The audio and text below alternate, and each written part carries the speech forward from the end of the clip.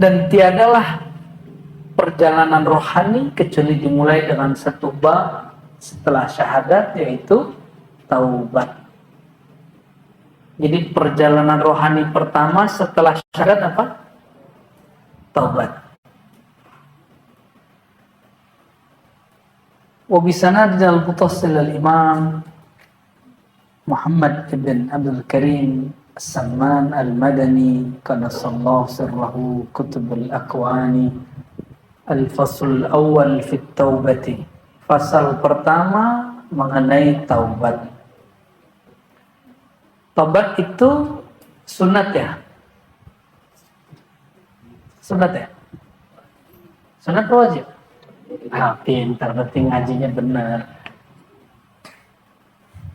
Tes ombak ya.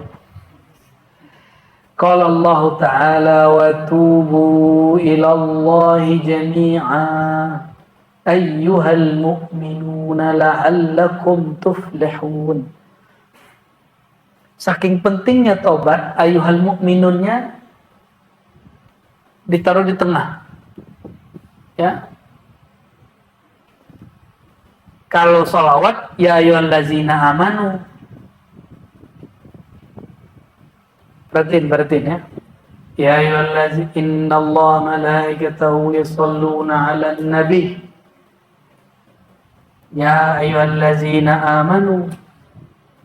Wahai orang yang telah beriman. Nah, itu ada rahasia di situ.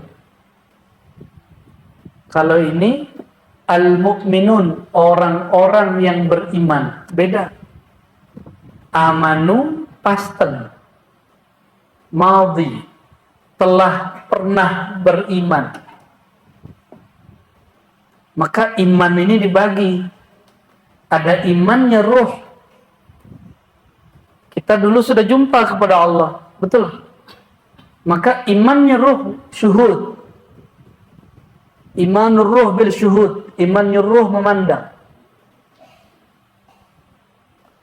Wahai orang-orang yang dulu pernah memandang Allah, memandang Nur Muhammad sallallahu alaihi wasallam. Itu maksudnya.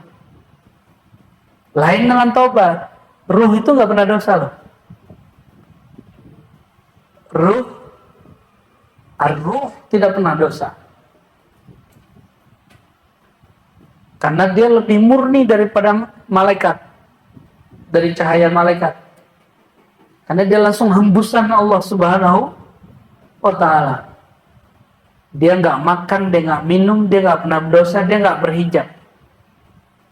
Hijab dia hembusan Allah aja, Ahmad. Ya. Maka yang dipanggil itu bukan orang yang beriman dengan rohnya.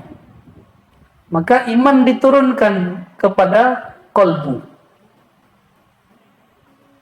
Jadi yang dimaksud di ayat ini, kalau ayat tentang sholawat itu bab iman ruh. Iman ruh itu bisyuhud wal mahabbah, dengan memandang dan cinta. Sedangkan al-mu'minun di sini iman tasdik bil qulub, iman yang ada di kolbu. Jadi ada iman ar-ruhi, ada iman al-qalbi. Apa perbedaannya? Kalau kolbu imannya tasdik. Apa arti tasdik? Mempercayai, meyakini. Tapi dia nggak lihat. Kolbu nggak pernah lihat Allah lah. Kolbu hanya lihat nama Allah. Yang punya nama dia nggak pernah lihat. Oke? Yang pernah berjumpa dengan Allah siapa? Ar-ruh. Sudah oke? Makanya dua ayat yang ayyuhallazina amanu, satu lagi ayyuhal mu'minun. Ini dia. Satu ya ayyuhallazina amanu itu innallaha, tentang sholawat. Selebihnya semua ayat ya ayyuhallazina amanu di depan. 80 lebih ayat yang memanggil ya ayyuhallazina amanu, semuanya di depan, baru perintah. Kalau ini Pengumuman dulu dari Allah, Allah bersolawat, malaikat bersolawat, baru dipanggil orang berimannya. Bedanya dengan ayat tobat apa? Diperintahkan dulu tobat, baru dipanggil orang berimannya. Jadi jangan lagi memandang ente beriman. Nah, ini ada ungkapannya ya. Orang di saat dia bermaksiat, nur imannya padam, imannya masih ada, nurnya padam. Nur imannya padam, maka nggak dipanggil ya ayyuhallazina amanu. Ya. Karena dianggap nur imannya padam. Watubu, bertaubatlah, kembalilah, sadarlah, menyesalilah engkau. Kembali kepada Allah lah engkau. Jami'a, semuanya. Wahai orang yang beriman kalbunya. Ini juga dalil untuk yang kedua. Kalau tadi yang pertama apa? Iman tidak hilang dari kalbu orang yang berdosa, yang ada apa? Nurnya padam. Dan ini dalil bahwa pendosa tidak kafir. Dan ini membatalkan akidah khawarij, akidah ekstremis yang mengatakan berdosa itu kufur. Ya, sampai ada yang lucu itu jamaah kita lurusin tapi dia nggak mau. Saya pernah 5 tahun megang bapak-bapak. Saya waktu itu masih megang nazar, nggak ngerokok, nggak cerutuan. Kalau sekarang sesekali, karena jisam tuh ya, tuh nyalain orang aja kita kan.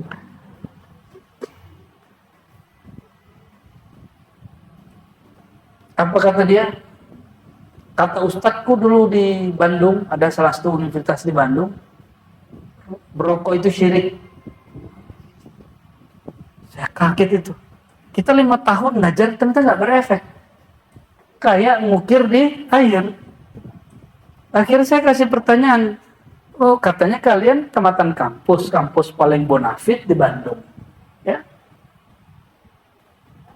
Katanya hijrah dari umur sekian, dari S1 sama Ustadz Fulan. Ustadz Fulan itu yang ngomong. Apa kata dia? Merokok itu sama dengan syirik. Lebih bahaya. Lo kenapa? Ente kalau lagi sholat, lagi azan, orang kalau ngerokok pasti dia ngabisin rokok dulu baru dia. Ya salam, itu disebut syirik. Ini akibat jadi ustadz tapi nggak belajar ilmu tauhid. Ini tauhid jahil. Saya akhir tanya sama dia, di Quran ada keharaman rokok nggak? Saya nggak bela rokok ya. Saya nggak bela orang cerutuan atau vape, nggak ada urusan. Ini kita bicara hukum. Jangan sampai kebencian kita ke satu benda, tapi kita lalu kehilangan kemakrifatan. Saya kasih pertanyaan mereka. Yang diharamkan di Quran itu khamar, tua, atau rokok. Apa yang diharamkan di Quran? Khamar. Adakah Allah menyebut khamar itu syirik?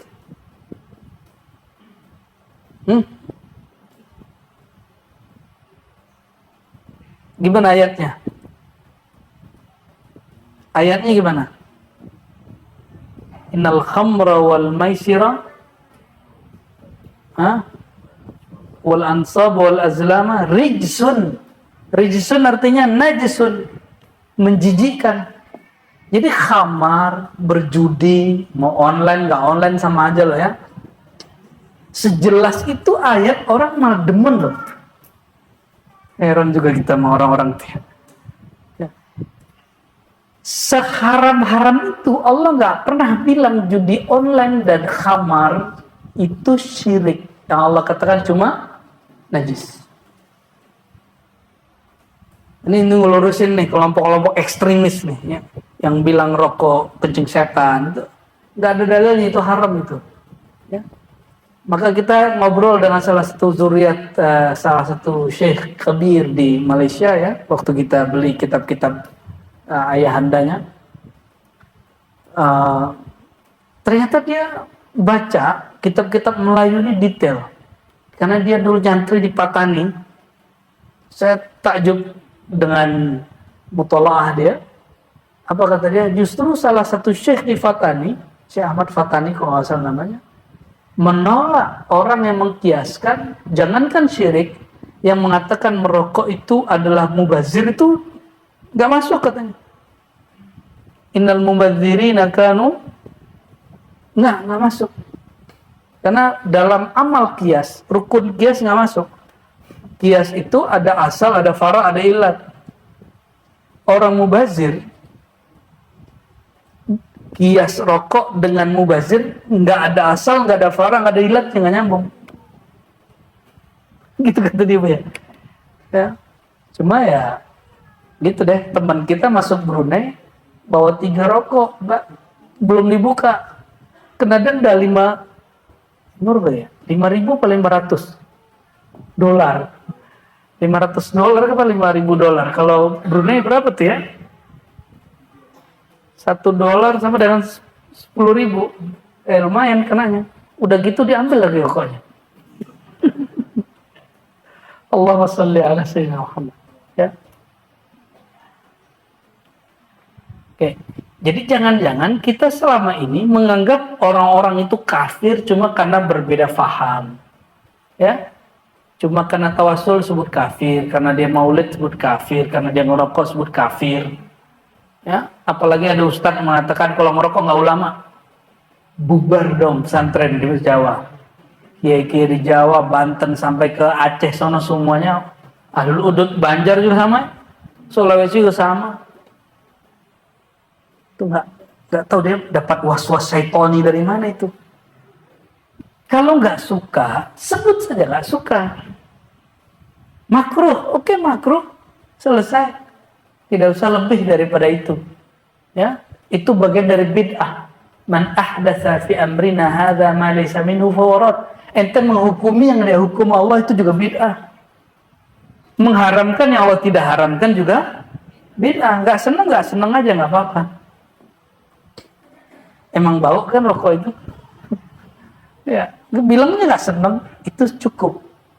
Nah, jadi kita berhukum itu jelas. Masa cuma ngeliatin orang cukur jenggot terus imannya hilang gitu? Iman itu tercukur dalam mencukur jenggot. Ini tatbik ya, bahwa iman itu kalau sudah masuk sekali ke kalbu dia nggak pernah hilang. Tapi kalau baru wacana, knowledge, baru pengetahuan, dia bisa hilang. Apalagi baru hafalan. Maka jangan heran, suku Badui dan sebagian suku Dayak yang belum Islam, katanya, saya yakin mereka sudah Islam dulu moyangnya, tapi mereka lupa. Kalau ngasih doa, doanya pakai syahadat. Katanya doa syahadat katanya. Jadi bagi dia syahadat itu bukan persaksian tapi dan dia berdoa pakai gitu ampuh karena yakin. Ente udah baca Quran 30 juz lah, yakin itu masalahnya. Watubu, bertaubatlah engkau, kembalilah engkau kepada Allah, ayyuhal mu'minun, wahai para pendosa yang imannya masih ada di kalbunya. Ya, la'allakum tuflihun, supaya kamu beruntung. Wa qala ta'ala, jadi syartul falah at-taubah. Syarat orang beruntung dunia akhirat dia bertaubat. Makanya Nabi SAW bertobat istighfar 100 kali setiap hari. Karena beliau Sayyidul Muflihin. Beliau adalah raja penghulu orang yang paling beruntung. Ya. Orang yang bermaksiat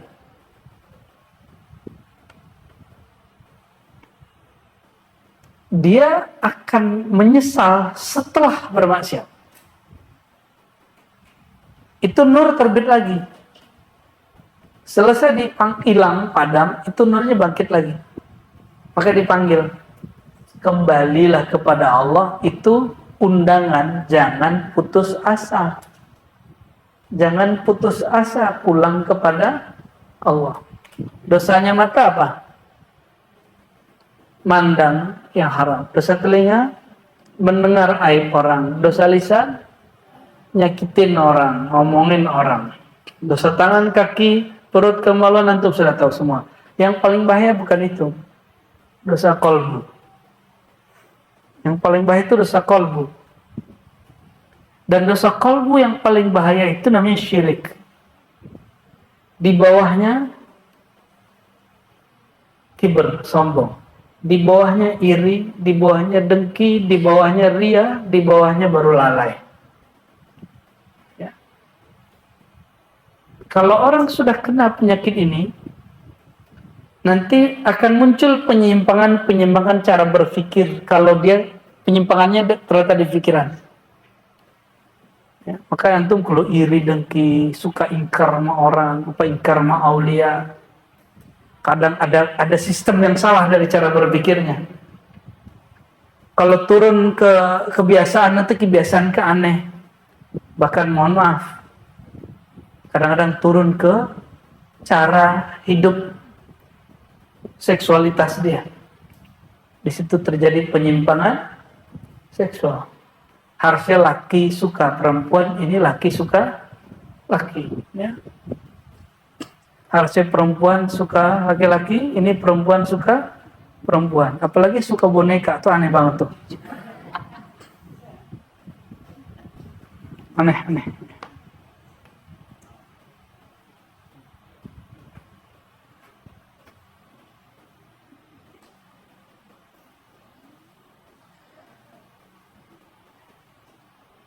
Wa uida biqabulit taubah fi ayatain. Ini jaminan. Taubat itu dijamin diterima. Maka inilah perbedaan antara, masih ingat yang dulu bunuh 100 orang? Datang ke ulama, ulamanya dibunuh. Apa kata ulama itu? Berapa orang kamu bunuh? 99. Gak ada taubat lagi. Ya, langsung samurainya mati lagi dia, lengkap 100. Habis membunuh, sadar lagi. Nah gitu, padam hidup, padam nyala. Ketika nyala, dia kemudian mikir, masa Allah sesempit ini? Masa gak ada ulama yang mengerti tentang aku? Akhirnya dicari. Ketemulah di pelosok negeri di bawah kaki gunung. Ternyata ada seorang ulama bilang, siapa yang mengatakan tobatmu gak diterima? Dosamu emang parah.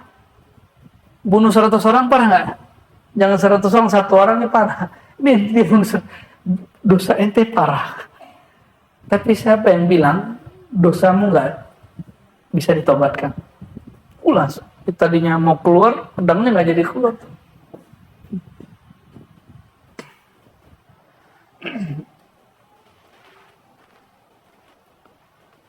Lalu dia disuruh pindah. Dan perhatikan ini kisahnya raqih jiddan, ya. Disuruh pindah, belum sampai di kampung seberang, artinya tobatnya belum diterima dong. Tapi malaikat rahmat bertengkar sama malaikat azab. Malaikat ini ternyata lebih saklek daripada tentara. Tentara itu kalau emang disuruh mandannya apa, B ya B. Ini ada malaikat azab, ada malaikat rahmat. Kata malaikat azab, tunggu dulu bro malaikat. Ini orang belum nyampe di kampung sebelah. Kata dia, dia kan udah taubat. Kan Allah maha menerima taubat, cukuplah. Akhirnya diutus malaikat yang ketiga. Malaikat tengkar masih butuh malaikat baru loh, apalagi manusia. Maka ente kalau tengkar sama orang jangan hadapi berdua, bawa ke orang yang soleh, orang yang objektif. Ya, apalagi tengkar suami istri. Ya, ini habis dinaikin malah mati mulu ya. Kayaknya ente kurang keramat tuh Haji Syam tuh.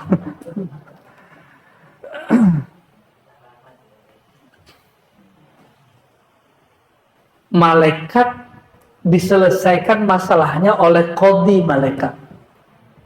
Apa kata qadhi malaikat? Allah berfirman, ini perintah dari Allah, kalian ukurlah dia lebih berat ke kampung sebelah atau ke kampung asalnya. Datang lagi malaikat satu lagi, dipanjangkan langkahnya sedikit ke kampung sebelah, tuh 4 malaikat ngusut satu pendosa ini, dan 3 malaikat pro sama dia, dipanjangin itu tempatnya sedikit aja, kakinya lebih sedikit satu langkah ke kampung sebelah tempat dia mau hijrah, padahal kakinya belum nyampe, itu tanahnya dipindahin. Jadi kata malaikat rahmat, tuh lihat kaki dia udah nyampe udah separohnya di situ. Akhirnya malaikat azab, ya wes, terbang dia. Ini bukan punya gua nih katanya.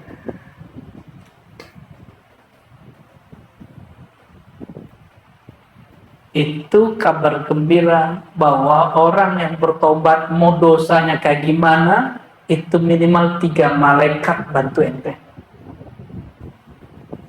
Masih nolak, masih mundur-mundur tobat. 3 malaikat jamin. Kurang apa lagi, itu udah keramat bener tuh. Kalau orang tobat aja 3 malaikat bersamainya, kira-kira orang soleh berapa malaikat bersamainya?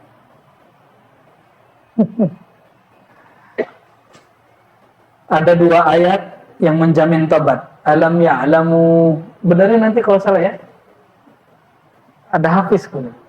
Alam ya'lamu anna Allah huwa yaqbalu taubata an ibadihi wa ya'fu anis sayyi'at. Karena kitabnya nggak ada barisnya.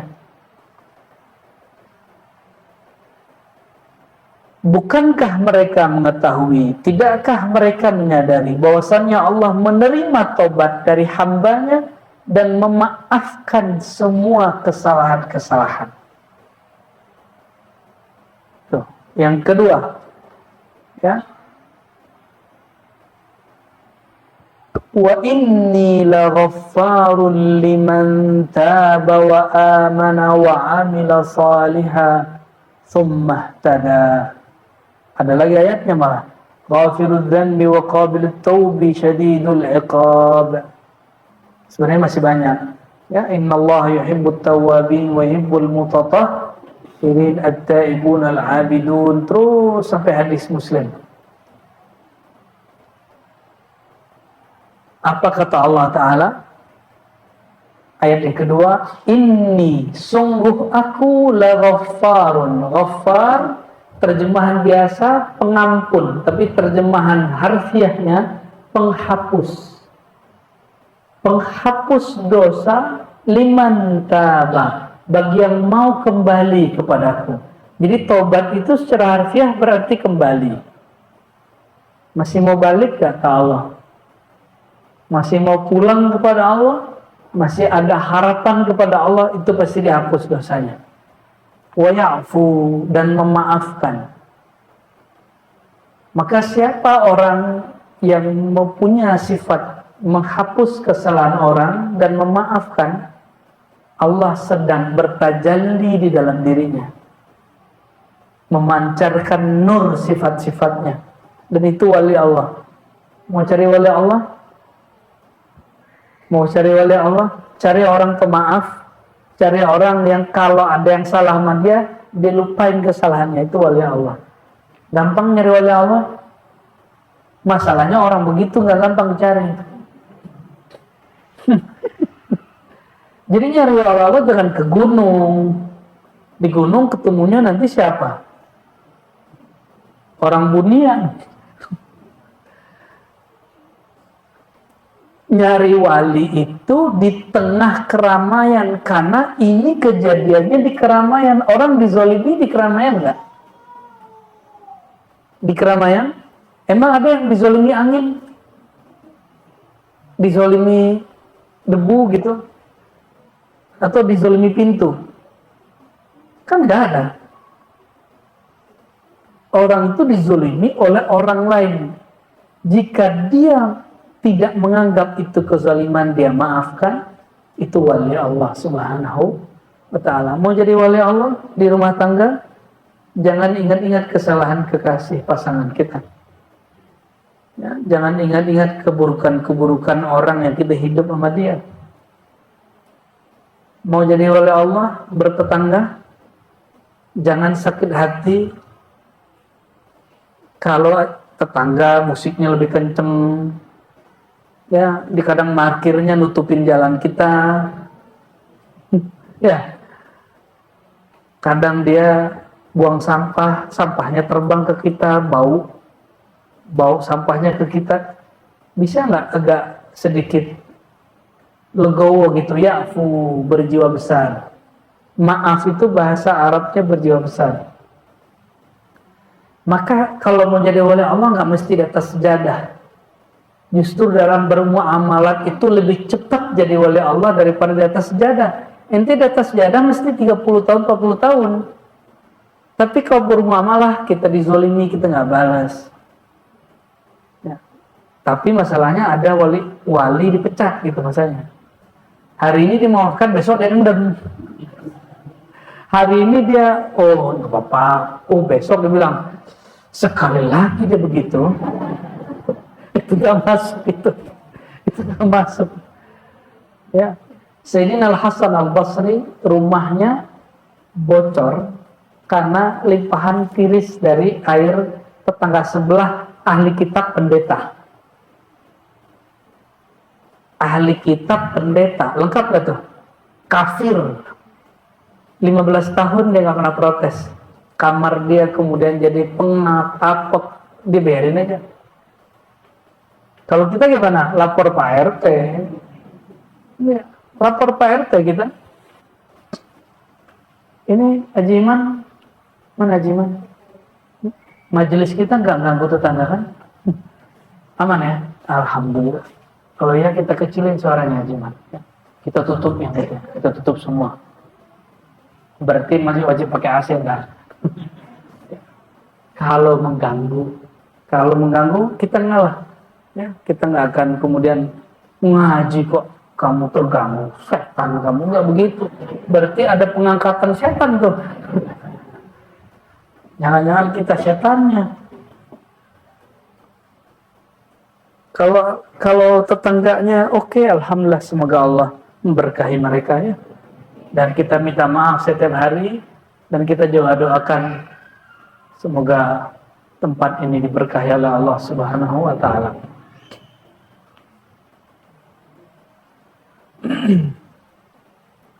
Wa inni laghaffarun liman taba. Maka ampunanku, penghapusan dosa dariku. Kalau dihapus berarti dia ditulis dong. Ditulis dong. Benar ya? Ini maghfirah, penghapusan itu ada dua. Ada yang dihapus malaikat, ada yang dihapus langsung oleh Allah. Walaupun hakikatnya malaikat menghapus dengan perintah Allah, tapi ada yang mutlak dari Allah. Yang dihapus malaikat itu 1 kali 24 jam. Dalam hadis yang hasan, tidak sampai sahih, jadi setiap orang yang bermaksiat itu malaikat dilarang menulis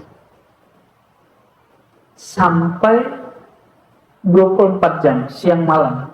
Kata malaikat rahmat, Allah berkalam, kamu gak boleh catat, siapa tahu dia punya istighfar hari ini. Jadi istighfar itu penghapus. Istighfar itu penghapus. Geser dikit ya. Tadi kepanasan, sekarang kedinginan. Emang manusia menungso jadi panas biar di swing aja swing.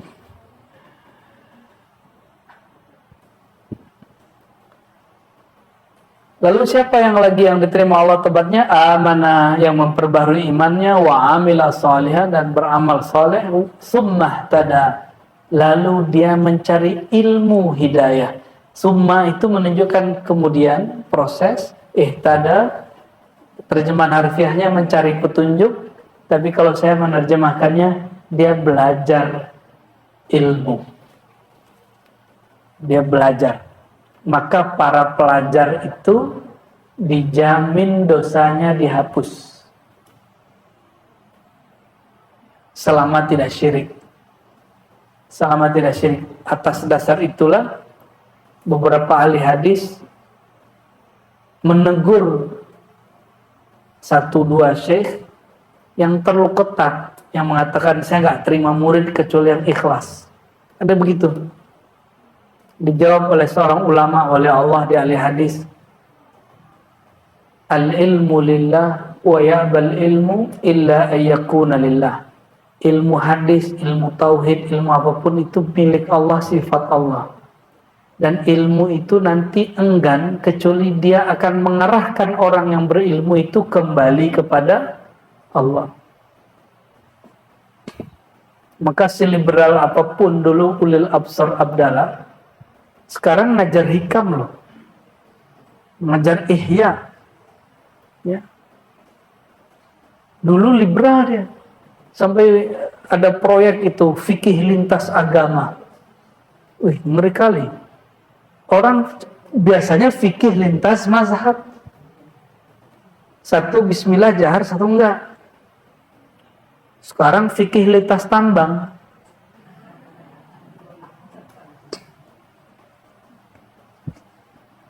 Alhamdulillah, kan keren itu ya. Ghafirudz dzanbi wa qabilut taubi syadidul iqab. Allah itu penghapus dosa, penerima taubat, tapi juga sangat berat azabnya.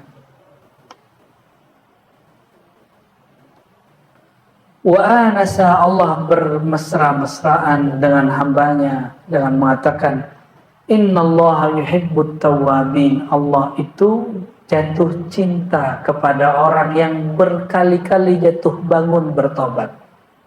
Jadi tobat bukan sekali, tobat itu berkali-kali.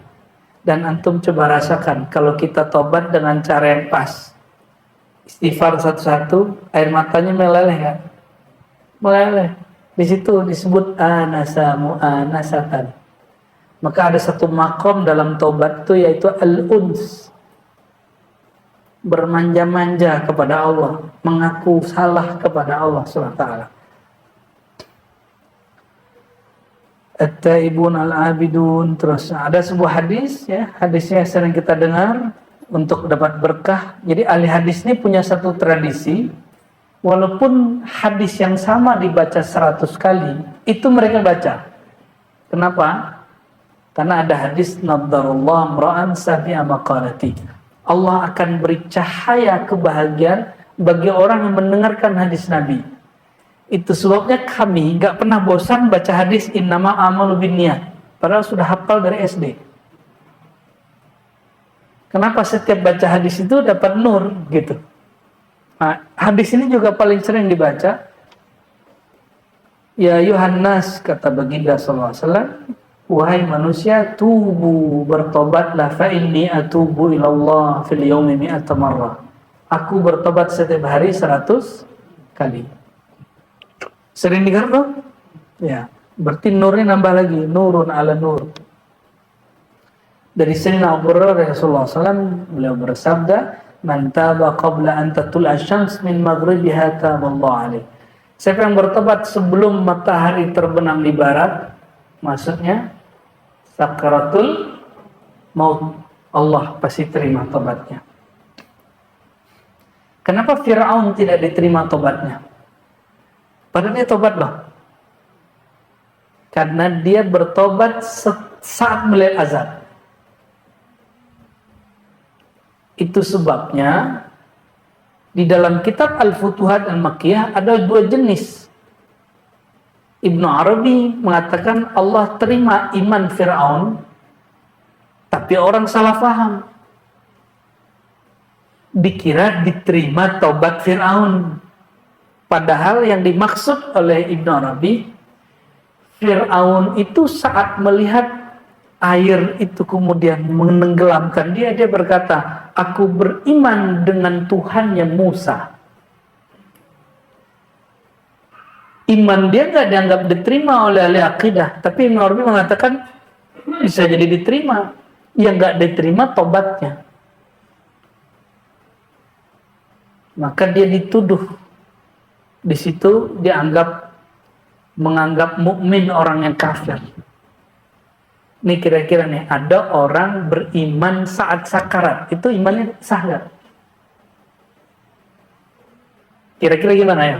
Antum saat sakarat baca la ilaha illallah, diterima nggak? Udah diterima loh. Orang sakarat baca la ilaha, sah nggak? Yang nggak diterima itu tobatnya. Itu pandangan Ibnu Arabi. Ya, saya nggak mengerti ayat itu. Maka kita serahkan urusannya kepada Allah. Ya, diterima apa enggak? Yang pasti Fir'aun mengaku Tuhan. Maka di versi kedua, Ibnu Arabi di kitab yang sama mengatakan bahwa Fir'aun itu di neraka dan kekal di neraka. Terus bagaimana yang benar itu teksnya? Jangan-jangan teksnya disusupi. Ya, disitulah kita nggak sepakat dengan orang-orang yang mengatakan Imam Ibnu Arabi ini nyeleneh, kufur, bukan wali. Ya, kita nggak sepakat. Ya, jangan-jangan dia belum menggabungkan dua teks itu. Ini yang terundur nyetaknya, buku Akidah Sufi Ibnu Arabi.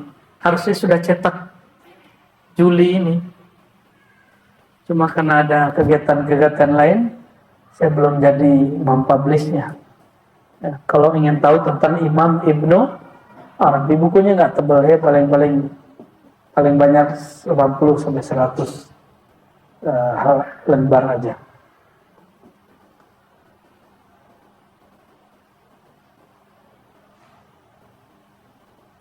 Innal abda, hadis dari Sayyidah Aisyah, hadis Bukhari, idza i'tarafa bi dhanbihi thumma taba Allah alaihi. Seorang hamba jika mengaku atas dosanya. Jadi permulaan dari tobat itu apa?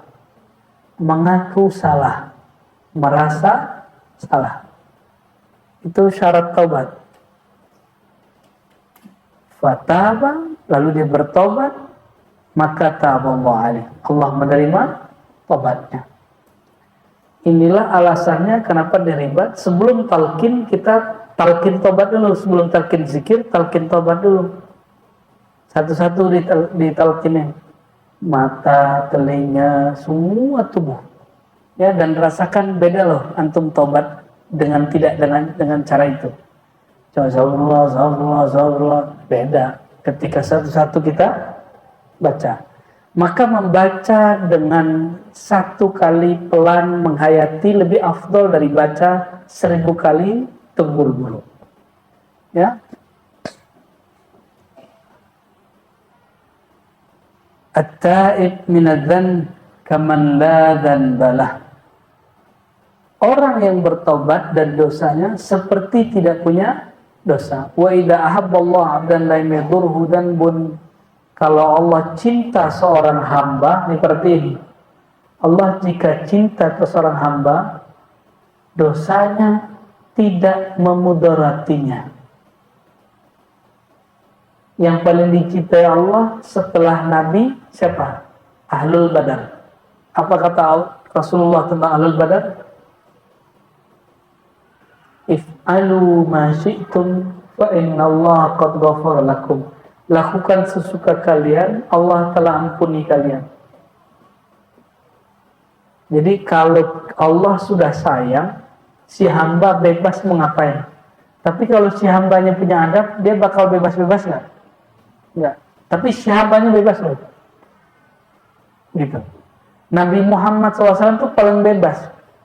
Di Mekah itu nggak boleh metik pohon. matain pohon. Nabi patahin pohon sekali. Apa kata beliau? Barusan Allah cabut keharamannya, sekarang dikembaliin lagi. Tuh, kalau ente nggak paham kan dikira Nabi main-main. Oh, ternyata sunnatullah, hukum Allah itu bisa dinaik turunin. Oleh siapa? Nah, ini yang disebut Rasulullah SAW dalam sifat 20. Ini perbedaan ahli kalam dengan ahli marifat. Ahli kalam mengatakan sifat kelima Nabi itu jaiz. Ya, jaiznya Nabi bagi ahli kalam, ahli akidah, Nabi itu boleh sakit, boleh kalah perang, boleh marah gitu, boleh sedih, sifat manusiawi. Tapi jaiz bagi ahli marifat, jaiz itu sifat yang tak terbatas yang Allah berikan. Salah satunya menghentikan matahari, ya. Bukan seperti seorang yang ngaku-ngaku itu, ya. Itu urusan dia benar apa enggak. Kita ada orang nih ngaku punya keramat. Ente percaya nggak percaya, imannya berubah nggak? Enggak. Terus ngapain kita repot sama orang itu? Ada orang ngaku dia bisa ngomong sama semut. Kita percaya nggak percaya, nggak merubah iman. Ya tuh. Terus kenapa repot ente ngomongin dia mulu? Hah? Sampai nonton TikToknya berkali-kali. Dan diulang-ulang sampai ke Mekah. Jangan-jangan masuk sholat waladhdallin maqali amin. Allahumma shalli ala sayyidina Muhammad. Janganlah ya, jangan sering-sering, sesekali aja nyebutnya. Dikit lagi ya, udah mau jam 11. Qila ya Rasulullah. Setelah Nabi mengatakan itu, Nabi berkalam. Jadi apabila Allah mencintai seorang hamba, lam yadurhu zanbu, maka dosa tidak akan merusak hubungan dia kepada Allah. Inilah kalam Ibnu Athaillah, pembukaan kitab Hikam ini dia. Maka Ibnu Athaillah memulai kitab Hikam dengan hakikat taubat. Min alamatil i'timad 'ala Allah nuqsanir raja' inda wujudil zalal. Tapi beberapa mensyarah salah faham, ya kurang pas. Kalau nggak disebut salah faham, nanti kita disebut soto lagi dia. Tidak apa-apa lah, biarin lah ya, kata orang. Di antara tanda orang bergantung min alamatil i'timad, hatinya belum full yakin kepada Allah, dia masih bergantung kepada selain Allah. Apa ciri-cirinya? Amal naik, yakin naik. Amal turun, yakin turun. Taat, pede bertuhan, pede doanya. Tapi kalau maksiat, dia kemudian nggak yakin bertuhan. Orang yang imannya fluktuatif seperti rupiah, naik turun, inflasi. Orang yang begitu, tanda dia belum arif billah, belum cinta kepada Allah, belum kenal sama Allah. Maka Allah nggak kenal juga sama dia. Dan tak kenal, tak sayang. Kalau sudah kenal sama Allah, taatnya tidak membuat dia sombong, maksiatnya tidak membuat dia putus asa. Ini yang dimaksud hadis ini. Ini hadis sahih. Apa kata beliau? Idza ahabballahu 'abdan lam yadurhu zanbun. Jika seseorang Allah cintai, maka Allah tidak memandang dosanya merusak hubungan si hamba bertuhan kepada dia, tidak merusak cintanya.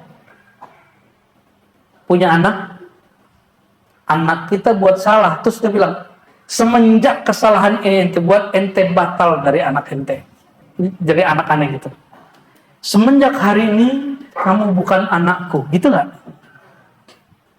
Gitu nggak?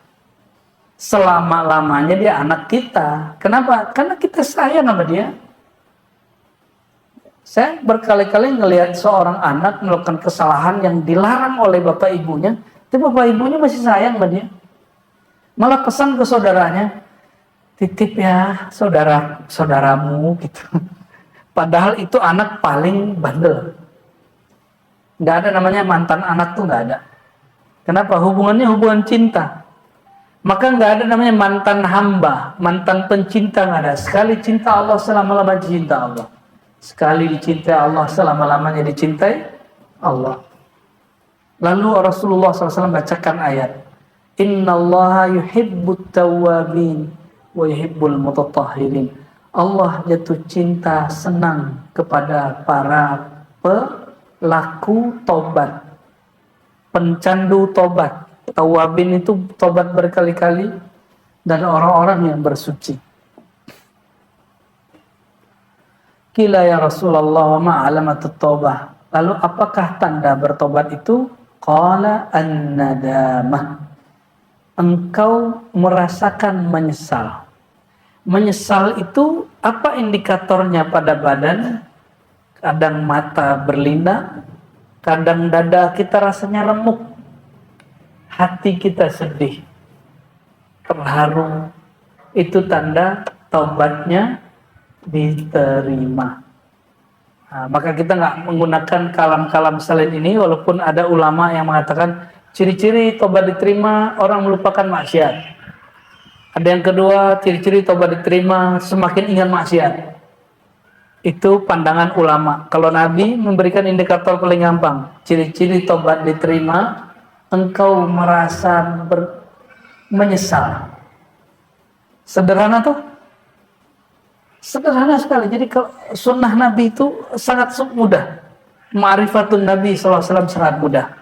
Oleh karenanya, wabihadza naqul ya, wa nas'alullah yaj'alna minat tawwabin. Saya yakin diri saya nggak luput dari dosa, kesalahan, baik di rumah, di majelis, di masyarakat, di bernegara, berthariqah, ya, bersyariat, nggak ada yang sempurna.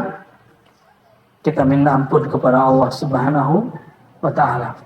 Ini belum selesai ya, ini masih panjang lagi. Bab taubatnya masih ada beberapa bab. Nanti masuk juga ke bab-bab taubat rohani ya, dan beberapa bagian yang lain. Semoga majelis ini Allah berkahi, dan orang-orang yang hadir Allah terbitkan nur yang tidak pernah padam. Allah kekalkan cinta yang tidak pernah punah. Allah jadikan persaudaraan kita dunia akhirat. Innamal mu'minuna ikhwah. Dan ciri-ciri orang beriman, jika ada kesalahan, bukan dicari kesalahannya, tapi fa'aslihu baina akhwaikum. Mereka memperbaiki kesalahannya. Allah menja'alna minal mu'minina haqqa, minal muslihina haqqa, minal muhibbina haqqa, minat tawwabina haqqa, minal mutatahhirina haqqa, bihaqqi Sayyidina Muhammad haqqil haqqi ya Rabbal Alamin. Bisirril Fatihah.